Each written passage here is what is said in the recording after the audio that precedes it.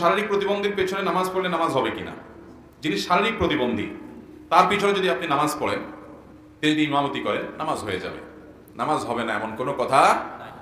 যিনি শারীরিক প্রতিবন্ধী, দেখা গেল তিনি সবচেয়ে বেশি কোরআন শুদ্ধ করে পড়তে পারেন উপস্থিত মুসল্লিদের মধ্যে, মুক্তাদিদের মধ্যে, তিনি সবচেয়ে বেশি মাসআলা ভালো জানেন সালাত সম্পর্কে, তাহলে তিনি ইমামতি করলে তার পিছনে নামাজ পড়লে নামাজ হয়ে যাবে। হ্যাঁ, যদি এরকম কোনো প্রতিবন্ধকতা তার শরীরে থাকে যেটার কারণে তার পবিত্রতা তিনি ঠিক মতো করতে পারেন কিনা সন্দেহ, অন্ধ মানুষ, বা আপনার এমন কোনো অসুবিধা আছে যেটার কারণে সব রকমগুলো ঠিক মতো আদায় করতে পারেন না, মুসল্লিদের অসুবিধা হয়, তাহলে ওইরকম ব্যক্তিকে ইমাম হিসাবে নিয়োগ দিবেন না, দেওয়া যাবে না।